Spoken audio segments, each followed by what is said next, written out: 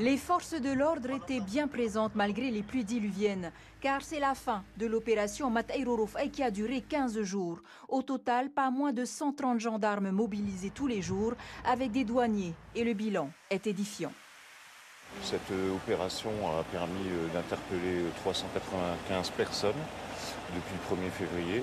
Sur le plan judiciaire, hors de question effectivement de laisser les petits profits du PACA alimenter la consommation de drogue dure. Il y a eu plus de 7000 pieds de cannabis détruits, 31 grammes d'ice et 80 cachets d'ecstasy saisis, plus de 17 kilos d'herbes de cannabis également, 3 sites internet fermés. Et j'insiste sur la saisie des avoirs criminels, près de 16 millions de francs. Sur 395 personnes mises en cause, 45 ont été mises en garde à vue.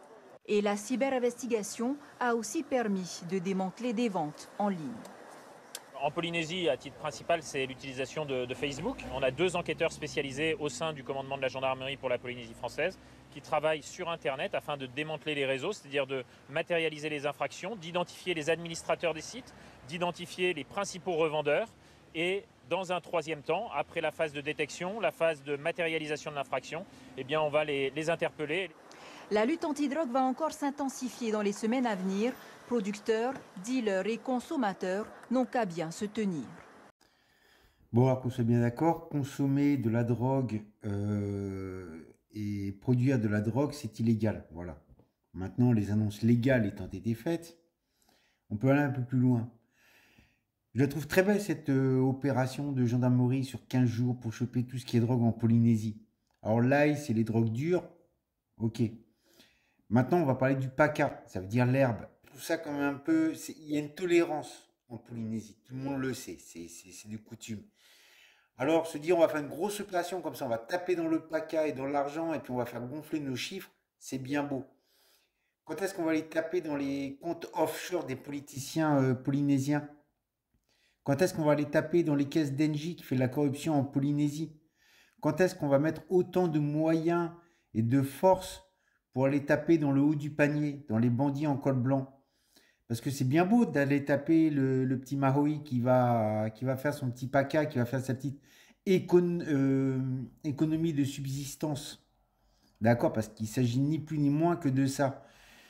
Qui va faire son petit beurre. Alors je le rappelle, c'est pas bien de fumer, c'est pas bien de planter, mais c'est pas bien non plus d'avoir des comptes offshore, c'est pas bien non plus de dépouiller la Polynésie quand on s'appelle NJ. J'aimerais bien qu'il y ait des opérations aussi fortes que celle-là, aussi médiatisées que celle-là, parce que la médiatisation est importante pour faire voir aux gens que c'est pas bien de tricher. Et j'aimerais bien que ça se passe aussi de la même manière pour les tricheurs en col blanc en Polynésie. Et il y en a des corrompus. Et puis tiens, en parlant de l'ice, vu le prix que ça a à Tahiti, il y a des consommateurs qui sont plutôt friqués. Donc consommer de la drogue dure, c'est aussi légal. Et j'en vois très peu en prison, moi. Des gens qui peuvent se permettre d'acheter de l'ice, qui sont haut placés. J'en vois très peu en prison. Par contre, les petites mains en bas, elles ramassent dur. Voilà. C'est juste pour dire que ce plan anti-drogue, c'est la grosse hypocrisie en Polynésie. Ça va sûrement faire gonfler les chiffres. On va peut-être s'attaquer aussi à ce qui est important.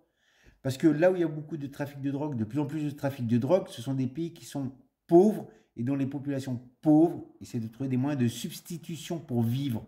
D'accord?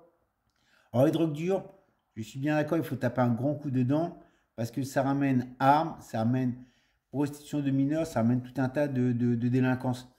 Mais le planteur de PACA, quand c'est plus ou moins toléré dans le territoire et que tout d'un coup vous tombez dessus comme des mécréants, il faut juste arrêter un petit peu l'hypocrisie. Et puis attaquez-vous un peu à NJ qui fait la corruption en Polynésie, attaquez-vous un peu aux fumeurs de ice qui sont bien planqués là-bas dans leur grande villa, attaquez-vous un peu aux comptes offshore des hommes politiques en Polynésie, et puis ça nous fera du bien. Maruru. Maite Roa.